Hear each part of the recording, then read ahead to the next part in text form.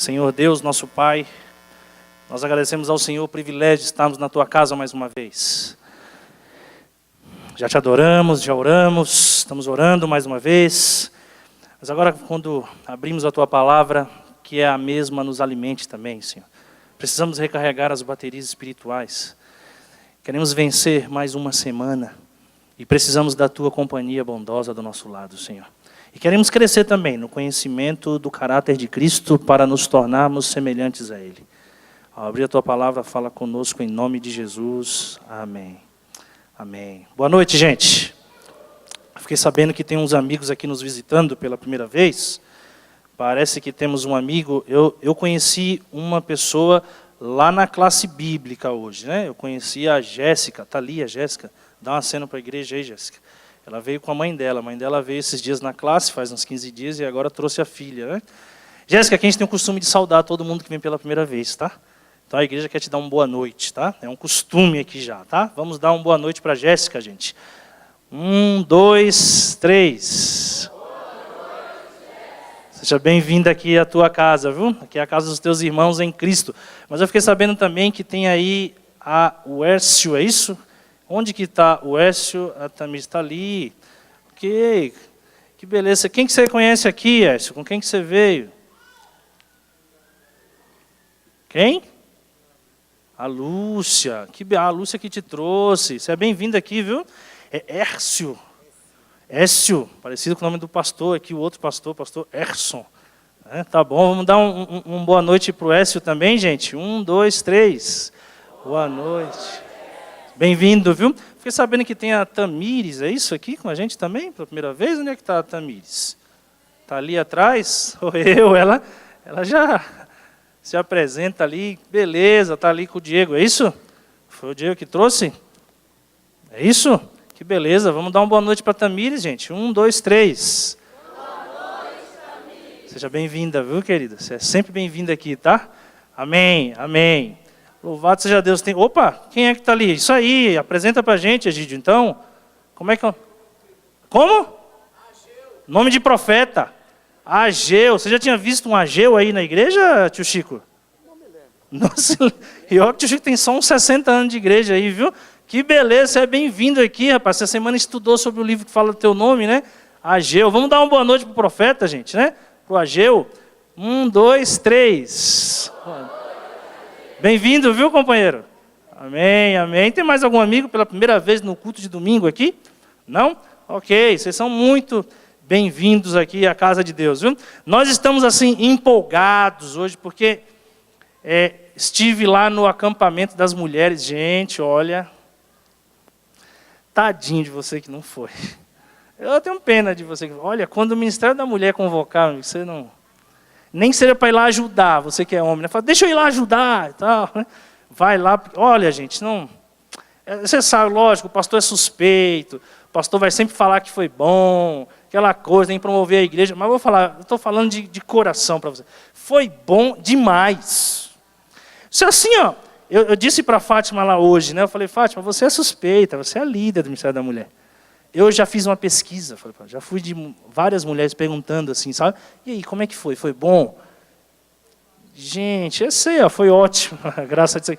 Ninguém disse assim para mim, ó, não, foi bom, pastor. Não, ninguém, assim, maravilhoso, bom demais, foi tremendo. Ninguém, foi o que aconteceu, gente? Olha, milagres, coisas assim, visitação dos anjos de Deus naquele lugar. Assim, não, os anjos estão em todo lugar, mas nem sempre são sentidos, né? A presença nem sempre é sentida. Foi coisa...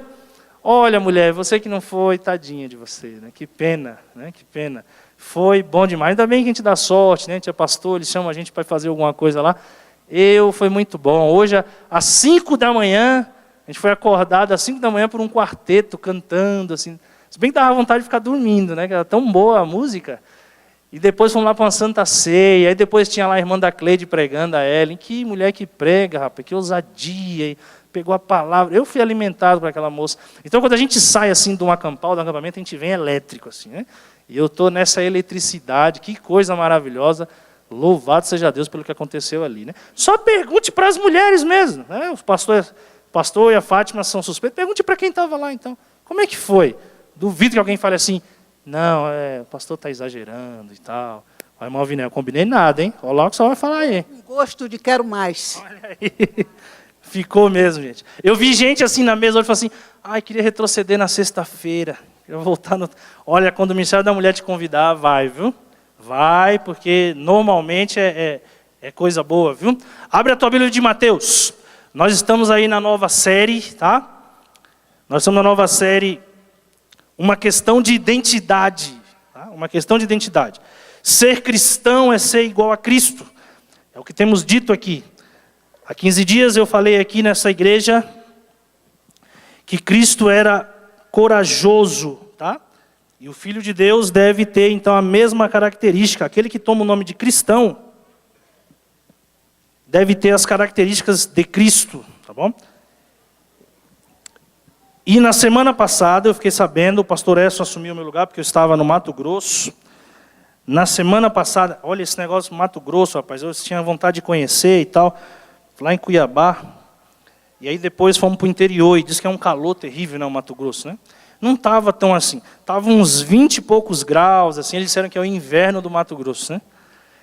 E aí fomos para um hotel ali e tudo, e todo mundo fazendo festa assim, os pastores estavam falando, ligar o ar-condicionado, Mato Grosso e tal. E quando eu cheguei, o pastor que estava comigo, um colega aqui, falou assim, eu queria te pedir um favor, é que eu estou meio gripado, não liga o ar-condicionado não. Puxa, eu dou uma sorte, né? Primeira vez que vem num lugar desse e tal.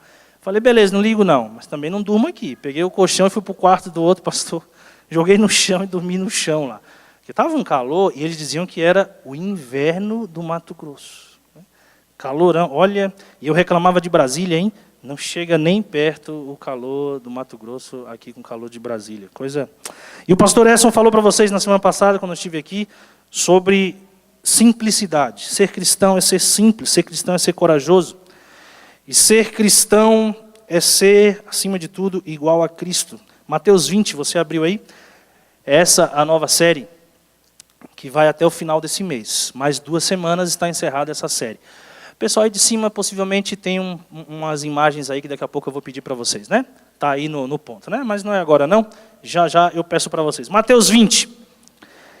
Uma situação constrangedora na vida de Jesus. Jesus, você sabe, era pobre, não tinha dinheiro, era sustentado por alguns voluntários, tá? Era sustentado por algumas pessoas, principalmente algumas mulheres que tinham posses assim, sabe? Que tinha dinheiro. E uma delas era a mãe de 2 apóstolos aí, Tiago e João. Que diz a Bíblia que eles eram empresários de barco, de pesca, sabe? Eram empresários. Empregavam alguns até dos outros apóstolos, como Pedro e tal, era empregado desses 2. Então eles tinham uma vida, de uma certa forma, para aquela época, o padrão da época, tem uma vida boa. E essa mulher amava Jesus, e ela bancava o ministério de Jesus numa certa medida. Jesus ia viajando de um lugar para o outro, ela pagava as acomodações, essa coisa toda. E ela se sente no direito de fazer um pedido para Jesus. E uma situação constrangedora. Vamos lá, Mateus 20. Verso 20. 20. Então se chegou a ele a mulher de Zebedeu, era o nome do esposo dela, lógico, com seus filhos, Tiago e João, e adorando, possivelmente se ajoelharam na presença dele, pediu-lhe um favor. Perguntou-lhe ele, Jesus, que queres? Ela respondeu, manda que no teu reino estes meus 2 filhos se assentem, um à tua direita e o outro à tua esquerda. Mas Jesus respondeu, não sabeis o que pedis. Podeis vós beber o cálice que eu estou para beber? Responderam-lhe, podemos. Então lhes disse, bebereis o meu cálice. Mas assentar-se à minha direita e à minha esquerda não me compete concedê-lo. É, porém, para aqueles a quem está preparado por meu Pai. Ora, ouvindo isso, os 10 indignaram-se contra os 2 irmãos. Então Jesus, chamando-os, disse, sabeis que os governadores dos povos os dominam, e que os maiorais exercem autoridade sobre eles. Não é assim entre vós. Pelo contrário, quem quiser tornar-se grande entre vós, será esse o que vos sirva. E quem quiser ser o primeiro entre vós, será vosso servo, tal como o Filho do Homem que não veio para ser servido, mas para servir e dar a sua vida em resgate por muitos. Que ensinamento maravilhoso de Cristo. Jesus Mudou tudo, não é? Veja, ela se sentiu de uma certa forma no direito de fazer um pedido. É só um favor. E se coloque no lugar de Jesus, constrangido, porque é a mulher que de uma certa forma está me bancando aí faz um tempinho o evangelismo, e vai para Cafarnaum, e vai para Galiléia, e vai não sei para onde, Jerusalém, e a mulher está ali ajudando. Vocês ficam meio assim, né? Você fica meio um beco sem saída. E ela fala assim, só um favorzinho. Eu falo, pois não. Assim, eu queria que você colocasse meu filho, um de primeiro-ministro, outro ministro da fazenda, quando o senhor se assentar no seu reino. E Jesus faz uma pergunta, vocês podem, por acaso, receber o batismo que eu hei receber? De receber? Eles falam, podemos. Olha que coisa interessante. Você imagina se Jesus desse para Tiago e João que eles pediram. Tiago e João deveriam estar naquela cruz da esquerda e o outro na cruz da direita. Você percebeu? Vocês sabem para onde que eu estou indo? Porque eles imaginaram que Jesus ia tomar o lugar de Pôncio Pilatos e ia sentar lá em Jerusalém. Jesus disse, eu não estou indo para o lugar de Pôncio Pilatos. Vocês podem, por acaso, passar pelo que eu vou passar? Podemos. Sem saber do que estava falando, Jesus falou, vamos passar. Mas sentar à direita e à esquerda, isso aí o Pai preparou para alguém. E aí os 10 ficaram indignados. Por que os 10 ficaram indignados? Porque os 10 queriam a mesma posição. Você vê, amigos, os discípulos de Jesus não eram tão inocentes quanto a gente pensa, sabe? De uma certa forma, seguia Jesus por interesse. E no início da jornada cristã, muitas vezes essa é a nossa realidade, sabia? Segue a Cristo por interesse. Está doente, pede uma oração, aí fica curado, fala, eu quero me batizar. De uma certa forma, está buscando a Deus, está sofrendo emocionalmente, e vai para a igreja. Dificilmente você vê uma pessoa que entra na igreja e fala assim, eu estou tão bem, estou tão feliz que eu quero ir para a igreja. Fala para o pastor aí, me dá um estudo bíblico que eu quero me batizar. Olha, normalmente está com casamento esfacelado, o filho está nas drogas e tal, orem por mim, estou desempregado, e a pessoa vem toda arrebentada. De uma certa forma, vem por interesse. Nem que seja o interesse da vida eterna. Fala, a vida está tão ruim aí, eu quero ir embora. Tal. De uma certa forma, você já percebeu que existe um interesse por trás da nossa busca por Deus? Tem sim. Às vezes a pessoa perde alguém da família, já viu? Morre o pai, a mãe ou o filho. Aí a pessoa começa a pegar fogo na igreja e fala assim, agora eu vou pregar. Vai pregar por quê? Porque eu quero me encontrar com minha mãe lá no céu. Não é porque quer. De uma certa forma, a gente segue a Deus por interesse no início. E Deus aceita, sabe por quê? Porque somos bebês espirituais. Depois, esse cidadão já não serve mais a Deus por interesse. Aí ele dá a própria vida até por Deus. Foi o que aconteceu com os apóstolos. No início queriam o primeiro lugar, o segundo, e depois se tornaram grandes missionários, deram a vida pela causa de Cristo. E Cristo deu uma lição ali, falou, olha, os governantes são assim. Maior, presidente, aí vem o ministro, aí vem toda aquela cambada atrás. Eles são assim, mas vocês não. Com vocês é diferente. O maior será o menor. E Jesus dá o exemplo, ele fala assim, tal como eu mesmo. Eu não vim para me servir, eu vim para servir as pessoas. Capítulo 16, você está aí no capítulo 20, né? Abre no capítulo 16, mesmo livro, só um capítulo que muda, capítulo 16. De novo ele está ensinando para os apóstolos, e eles demoravam para aprender, assim como eu e você. Demoravam bastante para aprender. Capítulo 16, olha o verso 24. Então disse Jesus a seus discípulos, se alguém quer vir após mim, a si mesmo se negue, tome a sua cruz e siga-me. Quer seguir a Cristo? Pega a sua cruz e siga a Cristo. Ser cristão é ter espírito de sacrifício. Ser cristão é ser igual a Cristo. E Cristo tinha espírito de sacrifício. Ele se sacrificou. Veja, abre lá num livro, lá no finalzinho da Bíblia, 1 João, pertinho do Apocalipse. Olha que texto maravilhoso. Abre lá no Apocalipse, perto do Apocalipse, tá? Você chega no Apocalipse e volta uma página, duas ali. 1 João 4.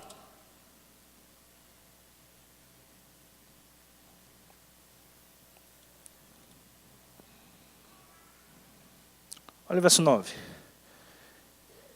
4, verso 9. Nisto se manifestou o amor de Deus em nós, em haver Deus enviado o seu Filho unigênito ao mundo para vivermos por meio dele. Veja, quando Deus quis mostrar o amor por nós, Ele não mandou uma carta para a gente. Ele poderia ter feito chover Bíblia do céu, assim. Fala, ó, pega uma, atrás aí tem um guia de estudos, estuda isso daí, vai para a igreja, se batiza e fica lá e me espera até eu voltar. Ele falou, pronto. E já estava de bom tamanho, estava ou não estava?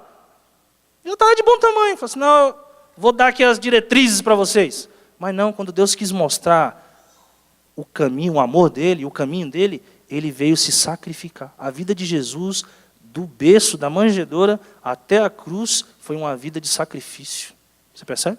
Foi uma vida de sacrifício, ele se sacrificou. E aquele que é cristão de verdade, ele se sacrifica pela causa de Cristo. Se você é um cristão de verdade, você vai se sacrificar pela causa de Cristo. Olha alguns exemplos de sacrifício na Bíblia. Gênesis 22. Abre a tua Bíblia no primeiro livro da Bíblia. No primeiro livro. Gênesis 22. Olha alguns exemplos que a Bíblia exalta de pessoas que seguiram a Deus no Antigo Testamento. Gênesis 22. É a história de quem aí, irmãos? Abraão, o pai da fé. Deus deu uma promessa para ele, você vai ter um filho. E Abraão ficou feliz da vida. E esperou décadas pelo filho. E um dia a esposa deu uma ideia. Falou, já estamos velhos, não dá mais para ter filho. Olha, eu acho que eu tive uma revelação aqui hoje, a mulher falou. Tem a empregada aí, ó. Você vai, eu não tenho mais como gerar filho, não tem mais como. Então você pega a empregada, vai lá, só uma noite, dorme com ela engravida. E aí é o nosso filho. Era um costume daquela época, tá? Os ricos daquela pessoa que tinham posse, que não tinha filhos, fazia filhos numa escrava, e aquele filho não era da escrava, aquele filho era da dona de casa, era um costume da época. E Sara falou assim, vou fazer como todo mundo faz, ué. Todo mundo está fazendo, tal, eu não tenho mais condição de ter filho. E o Abraão foi e fez. E depois que o menino nasceu, e Deus não falou nada. E depois que o menino nasceu, Deus apareceu e falou assim, você vai ter um filho. Falei, mas como já tem, é o Ismael. Falou, não, Ismael não. Foi eu que te dei. Vou abençoar ele, mas não, você vai ter um filho. Só que a Sara, amigo, já estava quase que andando de bengala. A Sara estava velhinha, velhinha. E aí, apareceu um anjo para dizer para Abraão, estou contando para vocês os capítulos anteriores, para dizer que a Sara ia engravidar, e Sara estava atrás da porta ouvindo toda a história. E Sara estava lá, né?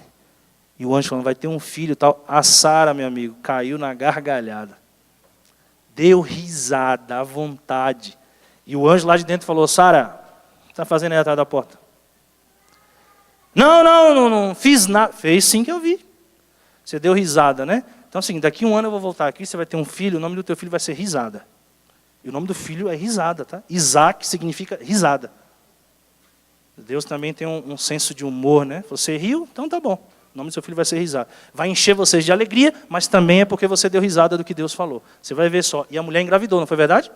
Engravidou e Deus falou, esse daí vai ser o pai, por meio desse daí vai vir um monte de geração aí. Inclusive vai vir o Salvador por meio dele. Aí chega um dia, o menino adolescente, feliz da vida, Abraão feliz, Deus falou assim, eu tenho um plano, Abraão. Quero fazer um pedido para você. Está aí no capítulo 22. Vamos ler. 22. Diz assim, ó. Depois dessas coisas, pôs Deus a Abraão a prova. Olha Deus provando Abraão. Ele disse, Abraão, este lhe respondeu como sempre, eis-me aqui. Acrescentou Deus, toma teu filho único, Isaque, a quem amas, e vai-te à terra de Moriá. Oferece-o ali em holocausto sobre um dos montes que te mostrarei. Meu amigo, imagine se fosse você, hein? Pegar teu filho. Esse holocausto aí, ele tinha que meter fogo na criança depois de matar, e ele trazia de volta a criança dentro de uma sacolinha como pó. Tá? Era até virar pó, ficar ali vendo o filho queimar até virar pó. E Deus falou, quero que você mate seu filho. Imagine, Abraão não pode fazer isso. Imagine ele pensando, mas Deus nunca pediu isso de ninguém. Não pode ser, isso aqui não é Deus, é a voz do inimigo. Tal. Olha o próximo verso. Olha o Abraão. Abraão é tremendo. Olha o verso 3. Levantou-se, pois, Abraão de madrugada, e tendo preparado seu jumento, tomou consigo 2 dos seus servos, Isaque, seu filho, rachou lenha para o holocausto e foi para o lugar que Deus lhe havia indicado. Esse é Abraão. Deus falou, eu obedeço. Mas vai matar seu filho. Eu tenho para mim que Abraão não falou nada para Sara. Porque se falasse, estava velhinha, mas acho que metia bengala na cabeça dele. Agora está ficando caduca.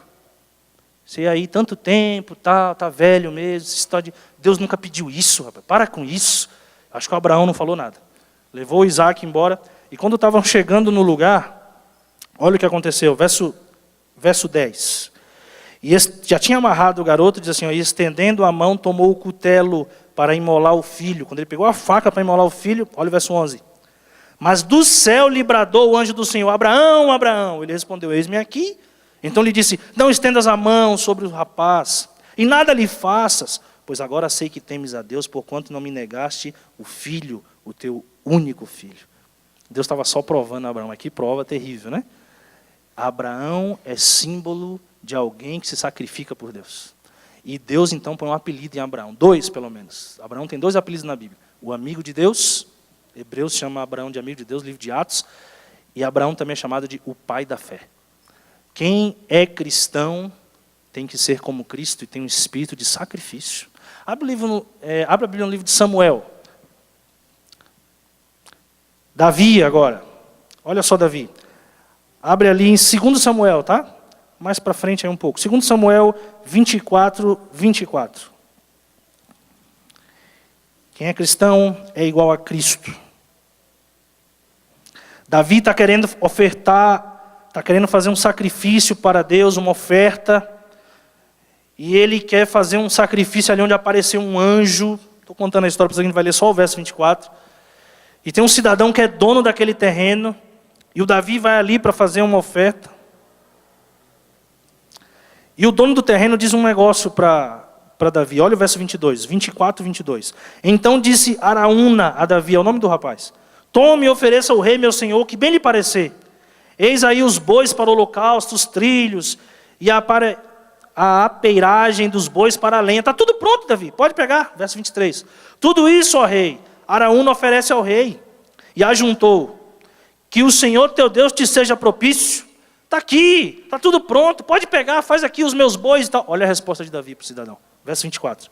Porém o rei disse a Araúna, não, mas eu te comprarei pelo devido preço, porque não oferecerei ao Senhor meu Deus holocaustos que não me custem.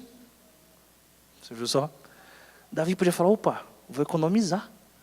O cidadão já trouxe o boi, a lenha, trouxe tudo, então vou economizar hoje aqui, me dei bem. Davi diz, não aceito isso. Eu não vou oferecer para Deus o que não me custa nada. Olha que exemplo de vida. Por isso que Davi é chamado homem segundo o coração de Deus também, né?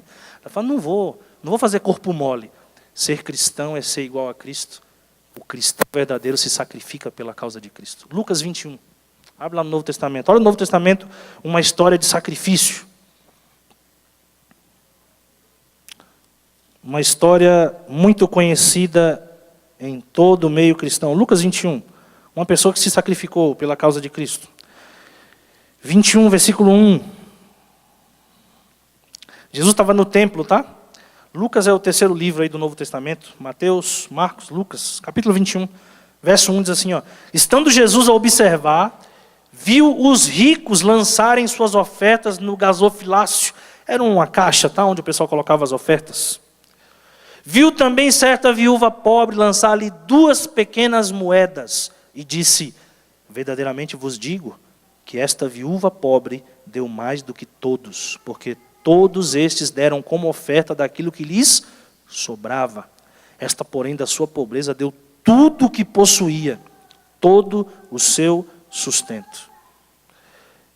Jesus inverte a ordem das coisas, né? Tá os ricos lá colocando um monte de oferta, né? Ao invés de Jesus olhar e falar assim, ô, parabéns, hein?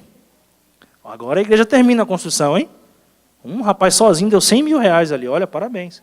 O cidadão pega o cheque aqui, mostra para todo mundo, todo ano aqui 100 mil reais. E se fosse hoje, talvez a gente aplaudisse de pé, né? Parabéns, está vendendo a casa para... Que coisa linda e tal. E aí no meio dos ofertantes diz que viu uma viúva toda sem graça, foi se aproximando e foi colocar, só que era moeda, meu amigo, moeda faz barulho.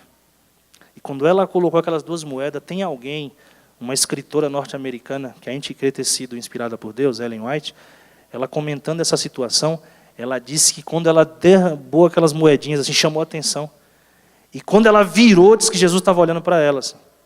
E quando Jesus falou isso aqui, ela deu mais que todo mundo, ela estava perto de Jesus, ela ouviu o que Jesus falou. Ela ouviu o que Jesus falou. E foi embora feliz da vida para casa. Mas como que uma pessoa que dá 100 mil deu menos do que o outro que deu 10 centavos? Jesus disse, é porque ela só tinha 10 centavos. O outro tinha 1 milhão na conta. Ele deu aquilo ali, minha amiga, e não estava fazendo falta nenhuma. Ela deu da sua pobreza, deu tudo o que tinha. Ser cristão é se sacrificar. Esse espírito de sacrifício, inclusive, é aclamado até pelas pessoas que não são de igreja. Eu vou te mostrar a capa de alguns filmes aqui, a imagem de alguns filmes. O pessoal vai projetar para mim ali. Olha como o povo aí fora gosta dessas histórias de sacrifício. Alguns filmes. Você já assistiu esse filme aí, não dá para ver direito, mas ali tem um jovem ali, com a cabeça assim, encostada na cabeça de um cavalo, tá? Sia Biscuit, é o nome desse filme. Esse filme é uma história tremenda. Alguém aqui já assistiu esse filme? Pode assistir, tá? Sem medo, tá bom? Pastor que está mandando. Não vai no cinema, não assiste em casa e não passa no cinema porque ele já é velho. Então, você não deve ir de jeito nenhum e não adianta aí que não tem lá. Essa história aqui é a história de um rapaz e ele tem uma deficiência na perna, sabe? Ele acaba tendo deficiência, ele tem que parar de correr, corrida assim de cavalo e tal. Ele sofre muito, o pai afasta. E ele ganhava um monte de corrida com esse cavalo e depois descobre que esse cavalo tem uma deficiência também no olho. Ele é meio cego e tal. E aposentam o cavalo e aposentam o rapaz também. E aí começa todo o drama, toda a história desse rapaz aí. Ele começa a querer correr mesmo com aquela deficiência na perna. E esse cavalo, mesmo sendo cego. E tem uma técnica para fazer o cavalo correr. E coloca um outro cavalo bom do lado. Quando o outro cavalo chega bom do lado, aí ele dispara assim, sabe? E é uma história linda de sacrifício. Eu não vou contar o final, porque senão você não vai querer assistir, né? As pessoas gostam dessas histórias. Olha o próximo. Você deve conhecer esse outro aqui, ó. Vai passar aí, gente. Vamos lá, alguém aí em cima comigo. Esse daqui, depois de... Isso aí eu acho que foi antes de eu nascer. E eu assisti semana passada. Já ouviu falar nesse filme aí, não? Carruagem de Fogo. Carruagem de Fogo. É a história de um judeu.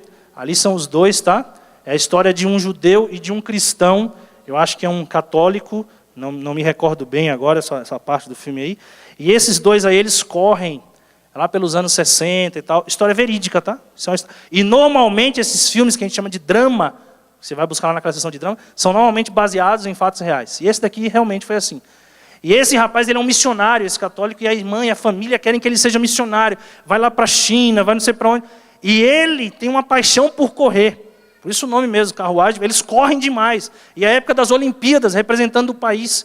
E chega um momento que a corrida cai no domingo, dia santo para os católicos e uma boa parte de gente por aí.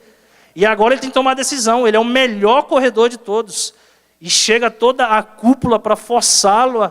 E ele fala, não posso quebrar uma ordem, né? Ele cria dessa maneira, como se fosse o adventista hoje no sábado, né? E aí chega todo mundo para obrigar ele a correr. Eu não vou dizer qual é a decisão dele, né? Aí você vai ter que ver o filme lá. E esse cidadão, ele diz uma coisa para a irmã dele. Quando a irmã dele fala, você tem que ir ser missionário. Ele fala assim, eu sinto que Deus sente prazer quando eu corro. Olha que coisa bonita. Ele fala assim, quando eu corro, eu sinto que Deus se alegra comigo. Eu estou servindo a Deus quando eu corro. Então, você precisa ver a questão moral do filme. Eles se sacrificam por causa de um objetivo. E esse cidadão aí depois se torna um dos maiores missionários do mundo, mesmo sendo campeão mundial aí nas Olimpíadas e tal. É uma história muito bonita, vale a pena ser vista. Tem um outro filme aqui também, ó. Esse daí vocês já assistiram, né? Lembra? Coração Valente, não é? É assim que chama? O Mel Gibson aí. E ele tenta libertar a Escócia do jugo ali da Inglaterra. Uma história muito bonita. Uma história de sacrifício. Chega no final, alguém trai ele, uma coisa meio... E quando chega ali no final, o pessoal pergunta para ele se ele quer escapar da morte. Naquele momento, ele está lá amarrado e fala assim, se você quiser, a gente tem uma morte, a gente dá uma morte mais tranquila. É só você negar aí tudo o que você acredita. E aí ele toma uma decisão, é muito bonito, você tem que assistir. Não precisa ter medo, tá bom? É lógico que esses filmes, irmão, sempre colocam uma coisinha ou outra ali e tal.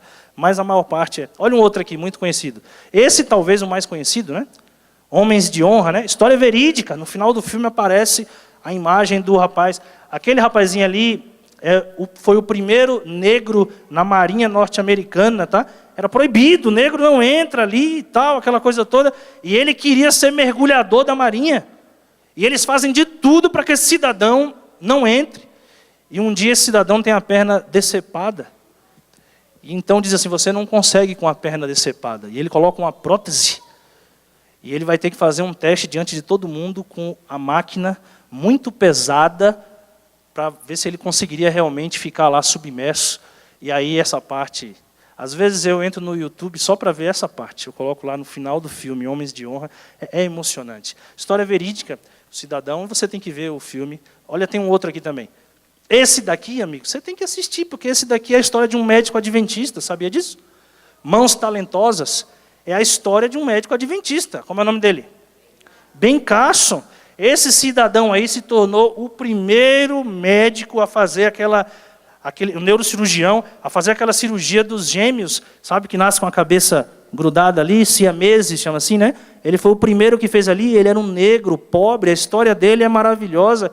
Hollywood se interessou pela história de um adventista do sétimo dia. No filme eles não falam que ele é adventista do sétimo dia, né? Se fosse católico ou batista, possivelmente falaria, né? Às vezes não falaram ali, mas você sabe, é a história dele. Não sei se eu coloquei mais um, não? É esse último aqui, mais um do... Você viu que passou em 3 filmes, né? Toda vez que tem um negro vencedor na América... Amigos, o Brasil não é tão assim, mas eu quero dizer para você que o país mais preconceituoso do mundo com os negros chama-se Estados Unidos, tá? Isso não para. Até as igrejas lá, tem a igreja dos negros e a igreja dos brancos, tá? Igrejas. Até adventista, tá? Esquece aí o que eu falei para você. Aqui tá, ó, Meu Nome é Rádio, né? Esse filme aí, ele é um rapazinho com deficiência, um pouco de demência, e ele fica ali olhando o pessoal jogando, sabe? Um time ali que está jogando sempre, e ele começa a querer ajudar. E o pessoal vai perceber que mesmo com a certa demência que ele tem, ele passa a ser um tipo de um mascote do time, e ele passa a ajudar o time, ele começa a se superar, e o time começa, antigamente perseguia ele, começa a gostar dele. É outra história maravilhosa, e uma história verídica também. E o último, esse filme é muito bom, gente, Quase Deuses. Esse rapazinho ali do lado, esse médico muito famoso, esse rapaz é um faxineiro, parece a história do nosso presidente do Supremo ali, né? Ele é um faxineiro, que quando os médicos saem da clínica lá, ele começa a ler os prontuários e ler os livros. A história é verídica. Ele começa a ler tudo. E ele vai aprendendo de medicina, lendo, com a vassourinha dele varrendo, e aí ele fica lendo ali, e no dia que um médico vai fazer a cirurgia do coração, um médico se perde, e era uma cirurgia ao vivo, todo mundo vendo assim, e ele entra para ajudar, e o povo fica escandalizado quando o médico chama ele. E esse cidadão entra, e o povo fica louco, porque é um negro, é um faxineiro, e ele entra mesmo assim, e ele começa a dizer, pega aqui, pega ali, faz assim, tal, tal, tal. E aí, no final do filme, mostra esse rapaz aí, na Universidade Johns Hopkins, Estados Unidos, e ele foi declarado médico. Você sabe que a pessoa pode ser declarado um profissional sem nunca ter feito o curso, né? Como é que dá o nome para isso? Você lembra? Doutor honoris causa. O cidadão, ele não fez teologia, mas a bancada olha assim e fala assim, mas ele sabe mais que o pastor. Esse cidadão, você é um pastor. Então o cidadão, ele não fez medicina, mas quando a bancada examina, fala assim, mas o cidadão entende mais do que um médico. E depois de vários testes ali, fala assim, você, a partir de hoje, você tem o título honoris causa. Então veja, o próprio mundo ao nosso redor reconhece a validade do espírito de sacrifício. Agora, perceba uma coisa. Esses filmes aqui, tirando o do Ben Carson, quase nenhum deles é atual. Quase nenhum deles é atual. Obrigado aí, pessoal. Quase nenhum deles é atual. Sabe por quê? A nossa época não é uma época mais que valoriza tanto o espírito de sacrifício. O mundo mudou aí rapidamente nos últimos 10 anos. Hoje se valoriza, na verdade, quem é esperto, quem é malandro. Sabe quem que a mídia chama de heróis hoje? Uns cidadãos que se trancam numa casa, ficam mostrando o corpo o tempo todo para as câmeras, e um tal de um Pedro Bial aparece lá e fala assim, são os nossos heróis. Big Brother hoje é o tipo de heroísmo que a gente tem. E essa é uma marca da sociedade, não é só do Brasil, é mundial. É difícil você ver um filme de drama atual, vai na locadora. Chega lá e fala, eu quero um filme de drama. É filme assim de 5 anos atrás, porque hoje é comédia, é um filme de esperteza, de malandragem, ficar de boa, preguiça, não é? Preguiça. O que é exaltado hoje é a preguiça, não é o espírito de sacrifício. Eu lembro quando eu era uma pessoa que não servia a Cristo, que a gente tinha uma fala boba, não sabia, não entendia, e a gente dizia assim, queria saber quem criou o trabalho. Falamos, queria saber quem criou o trabalho para colocar no lugar dele. Quem criou o trabalho foi Deus, amigo. E não só o trabalho em sacrifício. Se você é cristão, você tem que ser como Cristo, amigo. E ser igual a Cristo, hoje aqui a mensagem é espírito de sacrifício. Mas hoje a nossa época é a busca pelo prazer. É a busca pelo prazer. Essa filosofia é antiga, tá? Tinha um filósofo na Grécia chamado Epicuro, o nome dele. Daí veio a ideia de epicurismo moderno, é o que a gente experimenta hoje. O Epicuro disse que nós deveríamos buscar o prazer pelo prazer. Não importa. Os fins justificam os meios. Você está feliz? Você está bem? Então tá bom. E isso invadiu até as igrejas. Tem gente que fala assim, não, eu vou naquela igreja porque eu gosto, me sinto bem. As pessoas não estão em busca mais da verdade. Elas estão em busca de um prazer sensorial.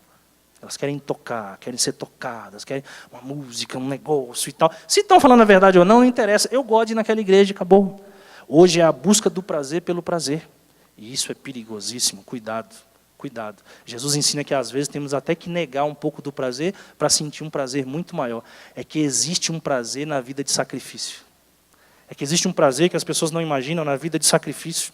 Olha o capítulo 12 de Romanos. Abre a tua Bíblia novamente. Romanos 12. Vamos caminhando para o final. Romanos capítulo 12. Essa não é a época dos heróis. Os heróis são um rapaz com a bola no pé.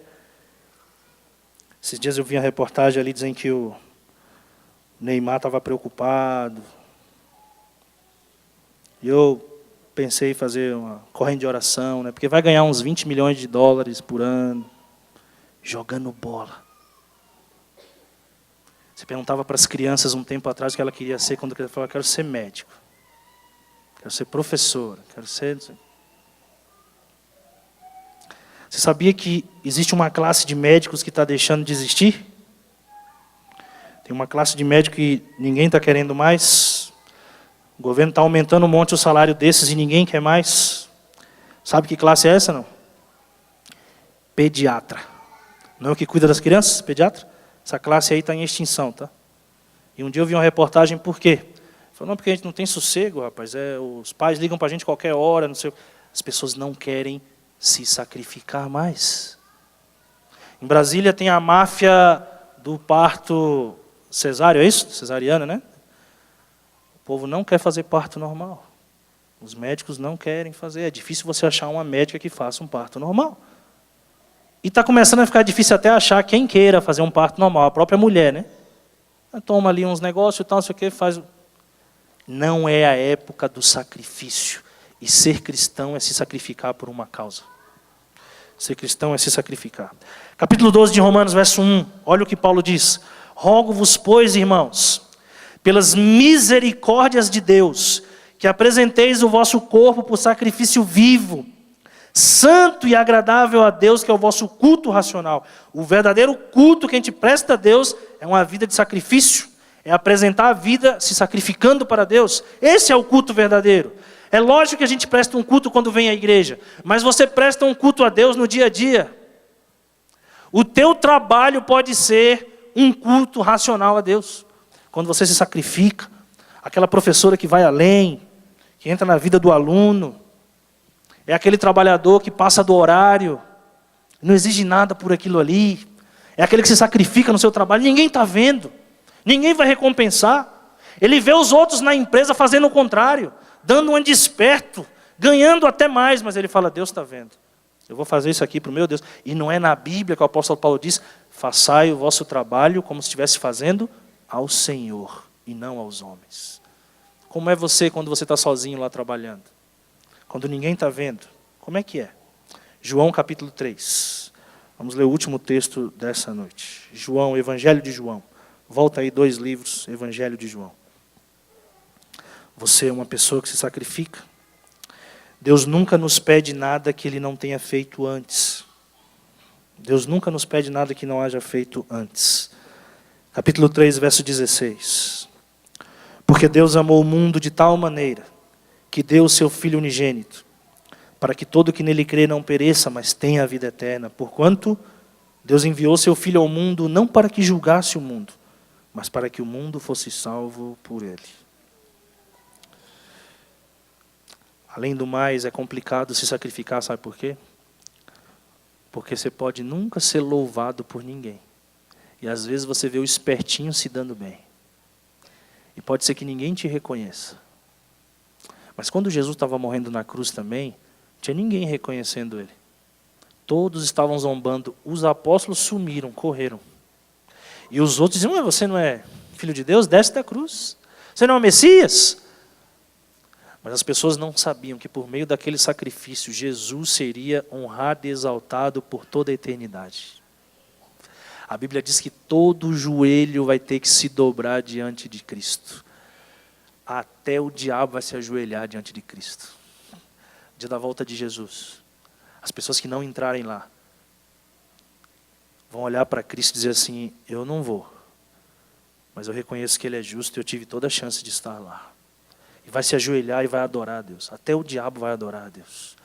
E veja, foi por meio do sacrifício que Jesus se tornou esse nome mundialmente famoso. Você sabia que o nome mais acessado na rede mundial aí, na internet, é Jesus? O nome que mais buscam na Bíblia é Cristo. Mas o que Ele fez? Ele se sacrificou.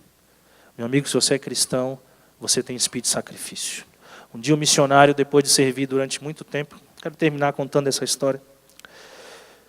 Serviu muito tempo na Europa, estava voltando para os Estados Unidos, depois de 30 anos. E o netinho dele nem conhecia. O neto nem conhecia o avô. Os pais foram levar para o cais. Naquela época ainda no cais que vinha de navio, sabe, da Europa e tal. E quando o neto chegou ali, estava uma festa, faixas, banda, tocando e tudo. E ele se empolgou, falou assim, puxa, toda essa festa para o meu avô, porque ele está voltando na missão, né, que ele ficou lá na China durante quase 40 anos. E o menino se empolgou, ficou feliz, falou, isso aí, tem que reconhecer o meu avô mesmo, meu avô fez muito. O que ele não sabia é que naquele navio estava vindo também o presidente dos Estados Unidos. E aquela festa não era para ele, era para o presidente. E quando chegou, o presidente desceu, todo mundo abraçou, aquele carro, aquela coisa, todo mundo indo atrás e tal. E o avô dele desceu e não tinha ninguém esperando a não ser o pai, a mãe e o filhinho. E o menino chorou, se indignou, abraçou o vô, conheceu. Mas vô, isso é injusto. O senhor volta para casa e ninguém faz uma festa. E o vô, experiente, servo de Deus, disse assim, filho, eu ainda não cheguei em minha casa. Quando eu chegar na minha casa, vai haver uma festa. Aquele homem sabia que o lar dele era na eternidade. Tem muita gente hoje recebendo glórias aqui nessa terra. Você viu? Quase 60 mil pessoas, alguém me informou, foram receber o Neymar lá no Barcelona, né? O povo fazendo festa. Deus não bateu uma palma para ele. E tem gente aqui que se sacrifica. Tem gente que, inclusive para levantar uma igreja como essa, se sacrificou, deixou de lado férias, outros. Ninguém viu, ninguém veio bater palma para você. Mas no dia que você chegar na tua casa, Deus vai te receber e vai dizer, parabéns. Eu estava vendo tudo. Eu estava vendo tudo. Ser cristão é ser igual a Cristo. E Cristo é alguém que se sacrifica. Se você não se sacrifica, é bom dar uma reavaliada na tua história, na tua vida, porque um cristão é alguém que se sacrifica em nome de Cristo. Deus te abençoe, te dê uma boa semana. Vamos levantar, vamos orar e vamos nos despedir. Depois daqui, os amigos que vieram à igreja nos visitando, nós temos um momento ali em cima, tem um lanchezinho, quero te conhecer melhor, tá bom? Estarei ali recebendo vocês depois desta oração. Vamos orar. Senhor Deus e Pai, ajuda-nos, Senhor, a termos um espírito de sacrifício. As pessoas se sacrificam por um esporte, Senhor, que no final ajuda até algumas pessoas, mas conduz ninguém para a salvação, para a eternidade. As pessoas se sacrificam por um governo de uma cidade. As pessoas se sacrificam por uma família, por uma casa. As pessoas se sacrificam pelas Olimpíadas, a Copa do Mundo. As pessoas se sacrificam por cada coisa aqui nessa terra. Senhor Deus, permita-nos que possamos nos sacrificar pela Tua causa aqui nessa terra. Uma causa que vale a pena. Talvez seja aquela ligação no meio da madrugada. É complicado, mas dá-nos um espírito de sacrifício. Sair da nossa comodidade, abandonar a preguiça e poder servir ao nosso semelhante. Maior é o que serve e não o que é servido. Ajuda-nos a sermos cristãos semelhantes a Cristo. Leva-nos para casa com a disposição, uma boa disposição no coração de ser semelhante a Cristo que se sacrificava. Que possamos nos sacrificar pelas coisas certas. Dá-nos uma semana na Tua presença e companhia, em nome de Jesus. Amém.